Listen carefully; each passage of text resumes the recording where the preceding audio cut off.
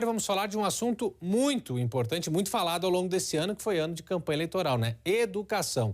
Tem um dado muito preocupante e muito triste. De acordo com uma pesquisa feita pelo Instituto Interdisciplinariedade e Evidências, no debate educacional, a taxa de abandono escolar no ensino médio praticamente dobrou entre 2020 e 2021, passou aí de 0,6% para 1,1%. A Ariane Bittencourt vai nos trazer mais detalhes disso, porque isso sim é um assunto muito preocupante, Ariane.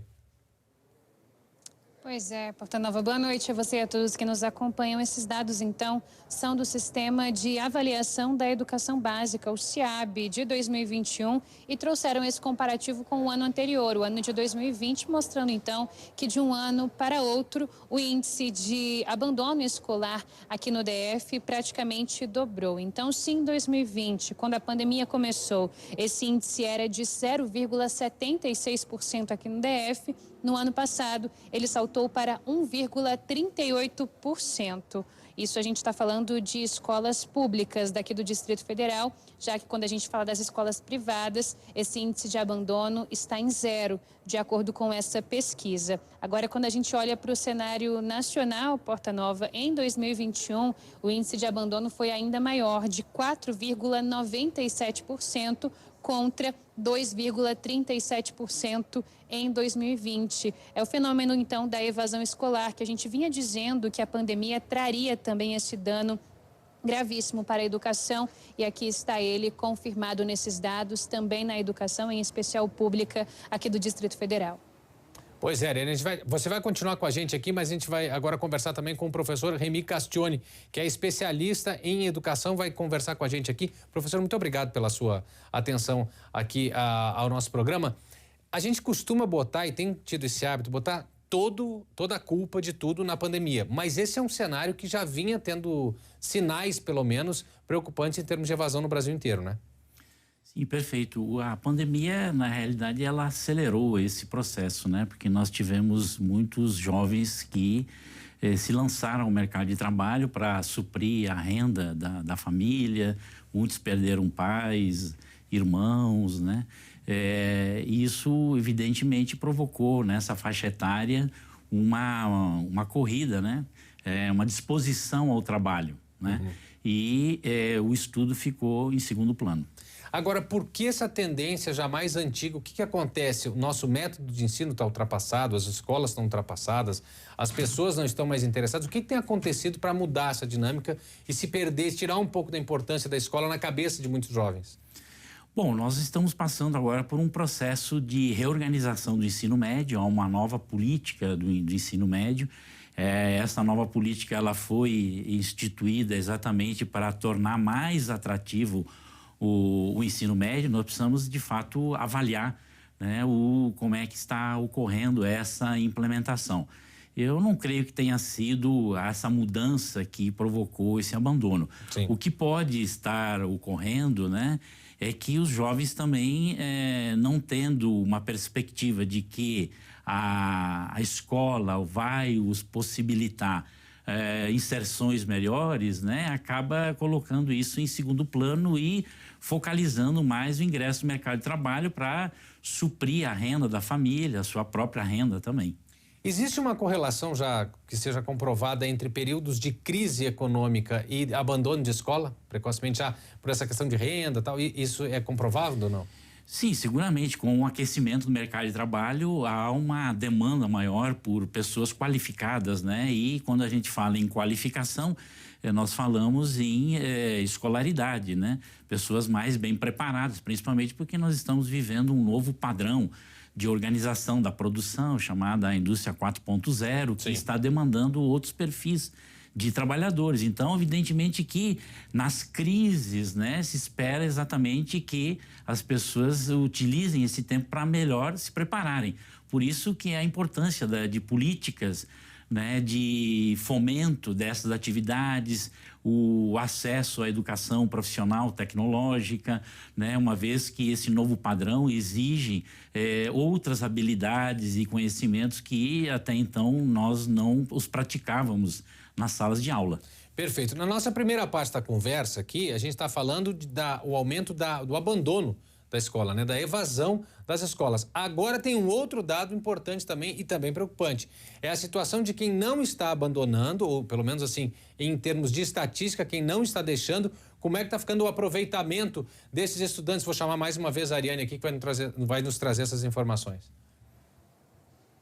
Pois é, Porta Nova, de acordo com esse levantamento, no último ano, o aproveitamento, ou seja, o índice de estudantes que aprenderam matemática de forma adequada e satisfatória aqui no DF foi de 6% apenas. Se a gente leva esse dado para o nível nacional, a gente tem um índice ainda mais preocupante de 4%. Quando a gente fala de português, por exemplo, outra matéria básica, esse índice é um pouco maior, mas ainda pouco satisfatório. Aqui no DF é de 37% contra 30% no restante do país. E quando a gente fala em aproveitamento, a gente está falando justamente na capacidade que esse estudante tem de passar de ano, se ele aprendeu de forma satisfatória, minimamente satisfatória essa matéria, ou mesmo se superou as expectativas. Então, realmente, índices tanto em português quanto em matemática muito baixos, não só aqui no DF, mas também no restante do país.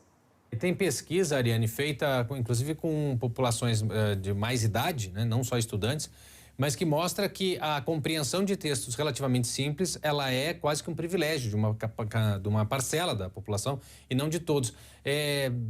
A situação é muito preocupante, né, professor?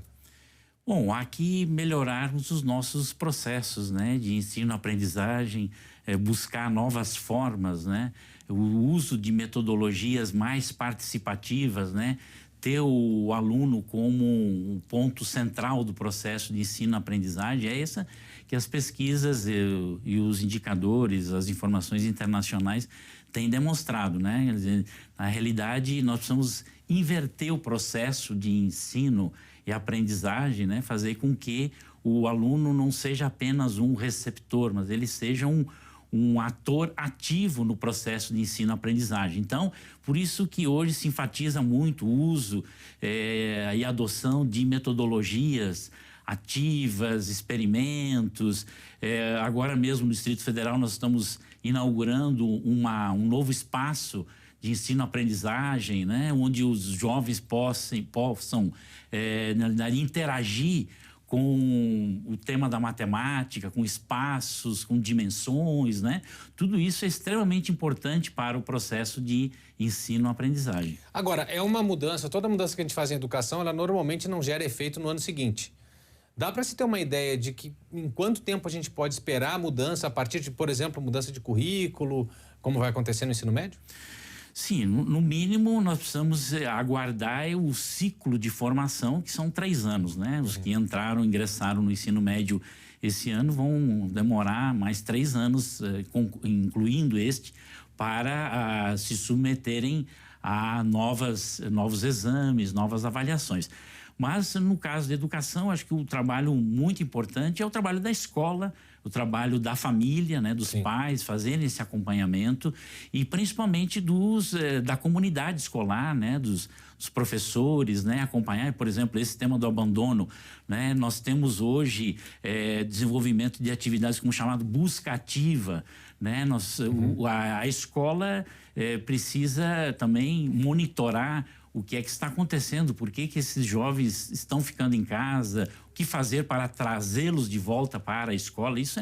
O papel da escola é muito importante. A gente fala de um primeiro ciclo de 3 anos. Agora, para ter efeito estatístico, isso é bem mais, porque só uma rodada, vamos dizer assim, de ensino médio não é suficiente. Tem que chegar mais gente para ter representação estatística.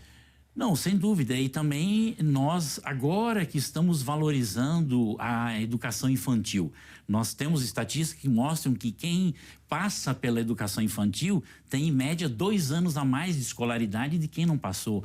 Então, agora que o Brasil está acordando, né, a educação infantil, desde 2009, com a emenda constitucional número 59, passou a ser dever do Estado e direito, né? A partir dos 4 anos, a obrigatoriedade da matrícula, né? Então, ainda nós temos baixa taxa de cobertura na pré-escola, nem tanto, mas na creche, por exemplo, ainda é muito baixa. Os dados indicadores aqui em Brasília, por exemplo, estão muito aquém de outras capitais comparáveis com o tamanho de Brasília. Então, nós precisamos investir mas na educação infantil e cuidar essa última etapa, que é a etapa final da educação básica, que é o ensino médio. E certamente estudar mais o tema e buscar exemplos do que está sendo feito lá fora para a gente poder adaptar também e não acreditar em qualquer coisa que se diz, porque, por exemplo, se vincula muito a questão de aprendizado só a disciplina. E quem está fazendo notas mais altas não é só disciplina, é muito mais criatividade e liberdade. Bom, mas isso é assunto para uma outra conversa. Quero lhe agradecer aqui a sua atenção mais uma vez aqui com o DF Record. Muito obrigado e boa noite, viu? Até a próxima. Muito obrigado, Porta Nova, e todos os nossos telespectadores. Valeu, tchau, tchau.